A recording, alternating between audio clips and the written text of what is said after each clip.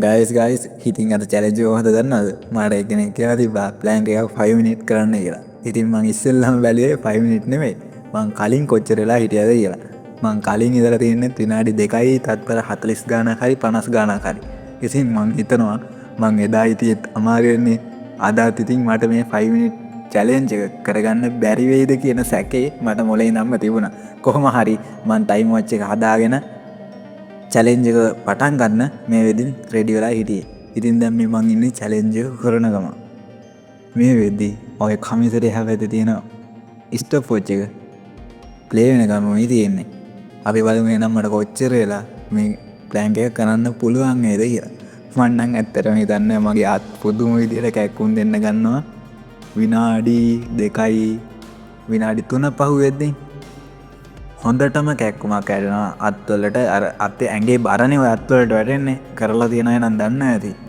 කොහොම හරි මං පුළුවන් තරම් ඉඳලා මේක රෙකෝඩ් කරලා ඉන්න විදිහ ටික්ටොක් එකට දාන්නම ඕන කියලා තමයි මේ චැලෙන්ජ් එක පටන් ගත්තේ. අපි බලමු එහෙනම් මං කොච්චර වෙලා මේ ප්ලෑන් එක කරයිද කියලා. සමහර විට චැලෙන්ජ් එක පරදින්නත් පුළුවන්, නැත්නම් චැලෙන්ජ් එක දිනන්නත් පුළුවන්, නැත්නම් මං චැලෙන්ජ් එක පැරදින්නේ නැතුව මං චැලෙන්ජ් එක අතාරින්නත් පුළුවන්. මං අතාරිනවා කියන්නේ මේ චැලෙන්ජ් එක අය වෙන දවසක මං අනිවාර්යෙන් try කරනවා කියන එක. ඉතින් හුස්ම ගද්දින් බඩ කොර වෙද්දින් පුදුම විදිහකට එපාම වෙනවා ඉතින් මේක. ඇයි ඒ? මොකද දන්නවද? නිකමට try කරලා බලන්නකෝ මේ විදිහට ඉන්න. පුදුම විදිහකට බඩ කොර වෙන්න ගන්නවා. ඉතින් අපිට මේකට කියන්න පුළුවන් බඩ කොර වෙන එක්සයිස් කියලා. ඇත්තටම මේක කරලා තියෙන අය පහලින් කමෙන්ට් එකක් දාන්න ඔයාලා කොච්චර වෙලා හිටියද කියලා. අපි බලමු එහෙනම් කවුද වැඩියෙන්ම ඉඳලා තියෙන්නේ කියලා. ඉතින් guys මං ජීවිතේට හිටපු වැඩිම ටයිම් එක තමයි මේ තියෙන්නේ. මීට කලින් මං දෙපාරයි හිටියේ. ඉතින් පළවෙනි පාර මං හිටියා විනාඩි 4යි තත්පර 30ක්. ටික්ටොක් එකට දාපු වීඩියෝ එකේ මං ඉඳලා තියෙනවා විනාඩි 2යි තත්පර 40 ගානක් හරි 50 ගානක් හරි. ඉතින් ඊට පස්සේ මේ චැලෙන්ජ් එක කරන පාර තමයි මගේ 3 වෙනි පාර. ඉතින් අද කොච්චර ටයිම් එකක් කරනවද කියන්නේ අර ටයිම් දෙක එක්ක පාස් වෙනවා, නැත්නම් ඒ ටයිම් දෙක අතර මැදට එනවා. මං දැනටමත් විනාඩි 2ක් විතර මේ වෙද්දින් ඉවර කරලා තියෙන්නේ. මං සැරින් සැරේ ස්ටොප් වොච් එක බලනවා මං කොච්චර ටයිම් එකක් දාලා තියෙන්නේ කියලා. කොහොම හරි පුදුම විදිහට බඩ කොර වෙන්න ගන්නවා. ඒ ASCII කැමරාව තොන්නලා තියෙනවා කියලා දැක්ක හින්දා කොහොම හරි අල්ලන් ඉන්න ඕනේ කියලා යනවා.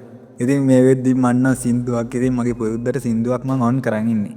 ඒ සින්දුව ප්ලේ වෙන හින්දා පොඩි අර වෙනම පැත්තක් තියෙනවා. ඕනම කට්ටියක් දන්නවනේ ඉතින් සින්දුව ප්ලේ වෙද්දී එක්සර්සයිස් කරන වෙලාවට සින්දුව ප්ලේ වෙද්දී යමුතුම ගැම්මක් තියෙනවා කියලා. අන්න ඒ හින්දා වැඩි සීන් යන්නේ නැතුව මුල් විනාඩි 2-3 නම් ඔන්න ඇද්දා. දැන් නම් ඉතින් සින්දුව තියා මොකුත් තියවත් මට කරගන්න බෑ. පුදුම විදිහට අත් දෙක දැන් ඔක්කොම රිදෙන්න රන් තියෙන්නේ. මං හිතන්නේ අනිවාර්යෙන් මේ චැලෙන්ජ් එක මම පරදින්න තියෙන chance එකක් තියෙනවා කියලා. අපි බලමු එහෙනම් කොහොමද මට මේක කරගන්න පුළුවන් වෙයිද නැත්නම් බැරි වෙයිද? සමහර විට මං ඇත්තටම හිතුවේ මට මේක කරගන්න බෑමයි කියලා. හරි අවුලක් නැහැ. තා චුට්ටයි නැල්ලන් ඉන්නේ. ඔන්න ඕක තමයි මාව තව පොඩ්ඩ ඉස්සරහටම ටයිම් එක පාස් කරේ. ඉතින් කට්ටිය කියලා තිබුණා කලින් ප්ලෑන් එක කරපු වෙලාවේ අර මම පොඩි වෙලාවක් කරන්නේ ටයිම් 2 මිනිත් වගේ එකක්. ඉතින් ඒකෙදි සමහර කට්ටිය කියලා තිබ්බා යාලා කොච්චර ටයිම් කරනවද කියලා. ඒ වගේම මගේ අඩුපාඩු කියලා තිබ්බා. ඒ වගේම හොඳයි. ඒ වගේම ලයික් කරලා තිබ්බා. ඒ හැමෝටම ස්තුතියි. අපි බලමු ඉතින් ඉස්සරහට තව චැලෙන්ජ් එකක් එන ගමන් තියෙනවා.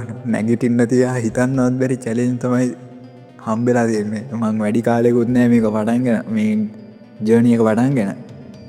උපරිම දැන් මං හිතන්නේ සති 2කට කිට්ටුවේ. ඉතින් සති 2කට කිට්ටුවේදී පුදුම විදිහට චැලෙන්ජ් තෝගයක් ආවා. හැම චැලෙන්ජ් එකක්ම වාරගත දැන් කීපයක් මං කරලා ඉවර කරලා තියෙනවා. ඒ වගේම තව ඒ වගේම ප්‍රමාණයක් ඉතුරු වෙලා තියෙනවා. ඒ කියන්නේ කරන්න ඉතුරු වෙලා තියෙනවා. ඒවා නොකර ඉන්නේ නැහැ. අනිවාර්යෙන් කරනවා. කරලා පොඩි වීඩියෝ නම් ඔන්න ෂෝට්ස් වීඩියෝ විදිහට වැටෙනවා. ඒ වගේම ඒවා TikTok එකට යනවා. ඒ වගේම ඒවා කරන විදිහ තමයි මේ YouTube එකේ ලොංග් වීඩියෝ විදිහට වැටෙන්නේ. ඒකයි මම මේ කිසිම කැලලක් කපන්නේ, ස්පීඩ් කරන්නේ, ඒ වගේ දේවල් කරලා මේ නිකන් පැත්තකට යවන්න නැත්තේ. ගයිස් ඉතින් ටයිම් එක බැලුවනම් ඔයාලා මේ බලන වීඩියෝ එකේ දැන් විනාඩි 5 කම්ප්ලීට් වෙන්න ඔන්න මෙන්නයි තියෙන්නේ. ඉතින් අන්තිම විනාඩියේ අන්තිම තත්පර ටික තමයි යන්නේ. ඒ කියන්නේ මට ලැබුණ චැලෙන්ජ් එක මං කොහොම හරි අද කම්ප්ලීට් කරා. ඒ කියන්නේ මේ තමයි මගේ ජීවිතේ දැනට වැඩියෙන්ම ගහලා තියෙන ප්ලෑන් එකේ ටයිම් එක. ඒ කියන්නේ 5 මිනිත්.